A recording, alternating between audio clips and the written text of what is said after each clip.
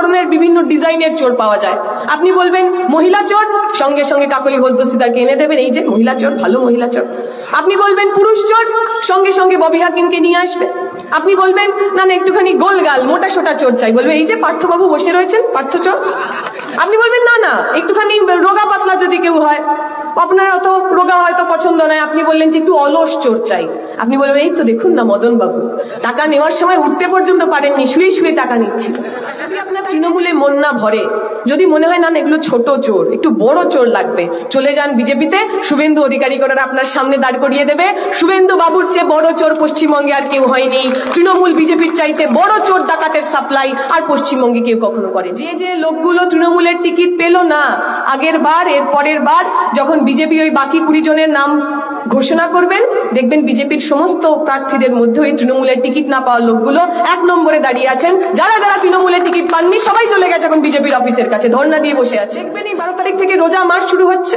মমতা ব্যানার্জি রোজা রাখেন না, উপোস করেন না, দিনের বেলা গান্ডে পিন্ডে খান, সন্ধ্যাবেলায় মাথায় সাদা কাপড় দিয়ে রেড রোডে চলে যান, ইনশাল্লাহ সুবহান আল্লাহ চোখ বন্ধ করে। কি বলেন, ও নিজেও জানে না, উল্টো দিকের লোকও জানে না, কোরআনের একটা আয়াত কিচ্ছু পর্যন্ত পড়েনি, অথচ নাটকটা পুরো করতে হবে কেন? আপনি ভেবে দেখুন তো, যখন পশ্চিমবঙ্গের মুখ্যমন্ত্রীর নাম ছিল বুদ্ধদেব ভট্টাচার্য বা জ্যোতিবাবু, দেখেছেন কখনো মাথায় সাদা ফেজ টুপি পরে কোথাও গিয়ে উনি নামাজ আদা করছেন? করেননি। মুখ্যমন্ত্রী প্রধানমন্ত্রীর কাজ এটা নয়। আপনার ধর্ম আপনি পালন করবেন, তা নিয়ে কোনো প্রশ্ন নেই, কিন্তু ভোটের জন্য, রাজনৈতিক জন্য ওই ধর্মের ভেগ ধরা, এই কাজ প্রধানমন্ত্রী মুখ্যমন্ত্রীর নয়। প্রধানমন্ত্রী মুখ্যমন্ত্রীর কাজ রাজ্যের নাগরিককে বাঁচানো। সারা দেশ জুড়ে যখন দাঙ্গা হচ্ছিল, আপনার পশ্চিমবঙ্গের বুকে হিন্দু হন মুসলমান হন একটা মানুষের গায়ে আঁচ লাগেনি। কেন জানেন? কারণ আমার রাজ্যের মুখ্যমন্ত্রীর নাম ছিল বুদ্ধদেব ভট্টাচার্য, আমার রাজ্যের মুখ্যমন্ত্রীর নাম ছিল জ্যোতিবাবু, যারা মাইকে দাঁড়িয়ে বলতে পারতেন এটা পশ্চিমবঙ্গ, এখানে দাঙ্গা করতে আসলে মাথা ভেঙে গুড়িয়ে দেওয়া হবে, কোনো হিন্দু মুসলমান দেখা হবে না। মুখ্যমন্ত্রীর কাজ অ্যাডভার্টাইজমেন্ট হতো না আগে, 7 তলা মল পুরোটাই শাড়ি। তৃণমূল আসার পরে অ্যাডভার্টাইজমেন্টের নামটা একটু বদলে গেছে, 7 তলা মল পুরোটাই চুরি।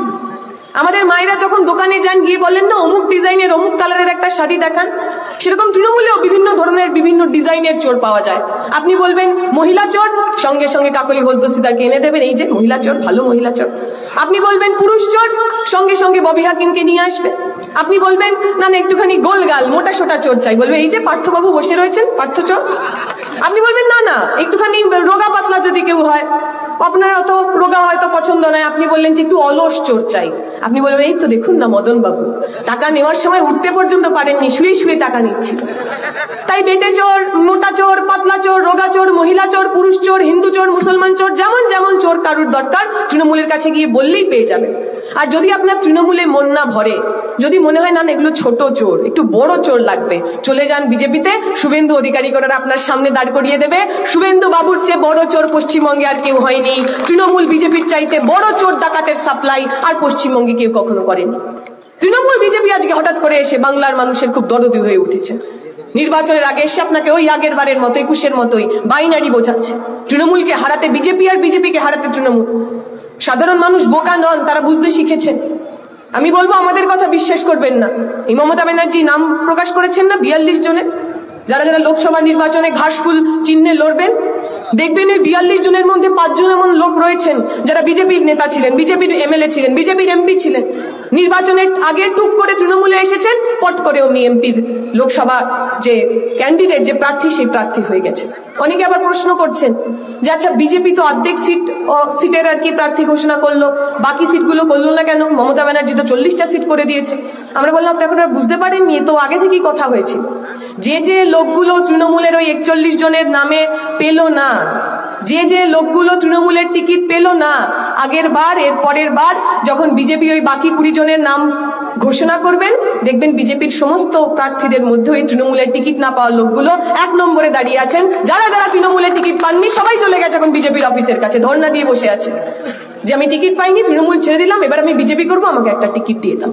দেখেছেন তো আপনারা, ওনাদের এমএলএ ছিলেন, বহু পুরনো এমএলএ, ছোকরা নয় যে 2 দিন আগে এসছে হঠাৎ করে তৃণমূল থেকে বিজেপিতে চলে গেছেন, বহু পুরনো এমএলএ। তিনি বললেন আমি দলে থেকে আর কাজ করতে পারছি না। কেন কাজ করতে পারছি না? কারণ আমার দল নাকি বিজেপির সঙ্গে সেটিং করছে। দল বিজেপির সাথে সেটিং করছে বলে আমি बीजेपी चले गया। अजीब चीज है ये तृणमूल, जितना भी कोशिश करो इनके अंदर से बीजेपी के लिए जो प्यार है वो छुपता ही नहीं। এরা মুখে বলবে অনেক বড় বড় কথা, বিজেপির বিরুদ্ধে নানা ধরনের কথা বলবে, কিন্তু যেই সুযোগ পাবে, যেই একটুখানি ওই ইডি সিবিআই এদের একটু গলা চেপে ধরবে, সুরসুর করে ওরা চলে যাবে। তৃণমূল এসে আপনার কাছে এসে বলবে যদি বিজেপিকে হারাতে হয়, যদি সাম্প্রদায়িক শক্তিকে হারাতে হয়, তাহলে তৃণমূলকে ভোট করুন। আচ্ছা, ওই আসানসোলের মানুষ ভোট দিয়েছিলেন, তো ভোট দিয়েছিলেন বাবুল সুপ্রিয়কে, বিজেপির এমপি ছিলেন উনি। মনে আছে তো আপনাদের ওই আসানসোলে যখন দাঙ্গা হলো? ওই আসানসোলে যখন দাঙ্গা হলো, বাবুল সুপ্রিয়র নেতৃত্বে যখন হিন্দু মানুষ মুসলমান মানুষ একে অপরের রক্ত নিয়ে হোলি খেলা করলে, যখন ওই ক্লাস 10-এ পড়া ছেলেটা ওকে যখন খুন করলো, আর ইমাম সাহেবের কাছে এসে বলেছিল মানুষ যে ওই ছেলের যখন খুন হয়েছে যতক্ষণ না পর্যন্ত বদলা নেব ততক্ষণ আমরা বসবো না। কি বলেছিলেন ইমাম সাহেব? ইমাম সাহেব বলেছিলেন আমি আমার ছেলে হারা হয়েছি, পুত্র শোক কি আমি জানি, একজন পুত্র হারা বাবার কি যন্ত্রণা হয় আমি জানি, আমি চাই না আর কারুর কোল খালি হোক, একটা মানুষের গায়ে আঁচ লাগবে না। ওই বাবুল সুপ্রিয়, যে বাবুল সুপ্রিয়র গায়ে ওই ইমাম শহীদের ওই রক্ত লেগে আছে, লাল রক্ত লেগে আছে ওর হাতে, ওই বাবুল সুপ্রিয় যিনি আসানসোলে দাঙ্গা করলে, জানি না মমতা ব্যানার্জি কি এমন ঝালমুড়ি খাওয়ালেন, কদিন পর দেখলাম উনি তৃণমূলের মন্ত্রী পর্যন্ত হয়ে গেলেন। তাহলে যে বাবুল সুপ্রিয় বিজেপিতে গিয়ে দাঙ্গা করায়, সেই বাবুল সুপ্রিয় তৃণমূলে এসে দাঙ্গা আটকাবে হতে পারে? জীবনে কোনোদিনও হয়েছে? যে বাবুল সুপ্রিয় আসানসোলের বুকে, পশ্চিম বর্ধমানের বুকে হিন্দু মানুষ মুসলমান মানুষকে একে অপরের মধ্যে লড়িয়ে দিলেন, ভিড়িয়ে দিলেন, সেই মানুষ তৃণমূলে এসে সাম্প্রদায়িক সম্প্রীতি রক্ষা করবে হতে পারে? জীবনে কোনোদিনও কখনো হয়েছে? মমতা ব্যানার্জি ভেগ ধরছেন, প্রতিবার নির্বাচনের আগে এসে উনি ভেগ ধরেন সাম্প্রদায়িক শক্তিকে রুখতে নাকি মমতা ব্যানার্জিকে ভোট দিতে হবে। প্রতিবার নির্বাচনের আগে এসে উনি মুসলমানদের মসিয়া হন। দেখবেন এই 12 তারিখ থেকে রোজা মাস শুরু হচ্ছে, মমতা ব্যানার্জি রোজা রাখেন না, উপোস করেন না, দিনের বেলা গান্ডে পিন্ডে খান, সন্ধ্যাবেলায় মাথায় সাদা কাপড় দিয়ে ওই রেড রোডে চলে যান, ইনশাল্লাহ সুবহান আল্লাহ চোখ বন্ধ করে। কি বলেন? ও নিজেও জানে না, উল্টো দিকের লোকও জানে না, কোরআনের একটা আয়াত কিচ্ছু পর্যন্ত পড়েনি, অথচ নাটকটা পুরো করতে হবে। কেন? কারণ ওর মনে হয় এই নাটক করলে বোধহয় মুসলিম সম্প্রদায়ের মানুষ তৃণমূলকে ভোট দেবে। আপনি ভেবে দেখুন তো, যখন পশ্চিমবঙ্গের মুখ্যমন্ত্রীর নাম ছিল বুদ্ধদেব ভট্টাচার্য বা জ্যোতিবাবু, দেখেছেন কখনো মাথায় সাদা ফেজ টুপি পরে কোথাও গিয়ে উনি নামাজ আদা করছেন? করেননি। মুখ্যমন্ত্রী প্রধানমন্ত্রীর কাজ এটা নয়। আপনার ধর্ম আপনি পালন করবেন, তা নিয়ে কোনো প্রশ্ন নেই, কিন্তু ভোটের জন্য, রাজনৈতিক জন্য ওই ধর্মের ভেগ ধরা, এই কাজ প্রধানমন্ত্রী মুখ্যমন্ত্রীর নয়। প্রধানমন্ত্রী মুখ্যমন্ত্রীর কাজ রাজ্যের নাগরিককে বাঁচানো, রাজ্যের নাগরিককে নিরাপত্তা দেওয়া। 1992 সালে যখন বাবরি মসজিদ ভাঙা হলো, সারা দেশ জুড়ে যখন দাঙ্গার আগুন জ্বলছিল, আপনার পশ্চিমবঙ্গে একটা মানুষের গায়ে আঁচ লাগেনি। 2002 সালে গুজরাটে দাঙ্গা হয়েছে, ট্রেনের পর ট্রেন মানুষকে পুড়িয়ে দেওয়া হয়েছে, গর্ভবতীর মার পেট থেকে ত্রিশূলের ওপর ওই শিশু নিয়ে আমরা নাচ দেখেছি। সারা দেশ জুড়ে যখন দাঙ্গা হচ্ছিল, আপনার পশ্চিমবঙ্গের বুকে হিন্দু হন মুসলমান হন একটা মানুষের গায়ে আঁচ লাগেনি। কেন জানেন? কারণ আমার রাজ্যের মুখ্যমন্ত্রীর নাম ছিল বুদ্ধদেব ভট্টাচার্য, আমার রাজ্যের মুখ্যমন্ত্রীর নাম ছিল জ্যোতিবাবু, যারা মাইকে দাঁড়িয়ে বলতে পারতেন এটা পশ্চিমবঙ্গ, এখানে দাঙ্গা করতে আসলে মাথা ভেঙে গুড়িয়ে দেওয়া হবে, কোনো হিন্দু মুসলমান দেখা হবে না। মুখ্যমন্ত্রীর কাজ ওইটা। মুখ্যমন্ত্রীর কাজ ওই জ্যোতিবাবুর মতো। যখন দাঙ্গা হচ্ছে, হুটখোলা জিপে পৌঁছে গেছিলেন। রাজ্যের মুখ্যমন্ত্রী দাঙ্গা কবলিত এলাকায় গেছেন, দাঙ্গা কবলিত এলাকায় গিয়ে ওই হুটখোলা জিপের ওপর দাঁড়িয়ে বলেছিলেন যে আমি শুট অ্যাট সাইটের অর্ডার দিলাম, কেউ যদি দাঙ্গা করতে আসে মাথা লক্ষ্য করে গুলি করবে। এইটা হলো সরকারের কাজ। আজকে মমতা ব্যানার্জি বড় বড় কথা বলবেন, কখনো মুসলিমদের কথা বলবেন, কখনো মা বোনেদের কথা বলবেন, অথচ সেই মুসলিম পরিবারের ছেলেটা মেয়েটা মাদ্রাসা কমিশন পরীক্ষায় পাশ করার পর যদি রাস্তায় নেমে জিজ্ঞেস করে দিদি আমার চাকরিটা হলো না কেন, তাকে লাঠির বাড়ি ওই মমতা ব্যানার্জি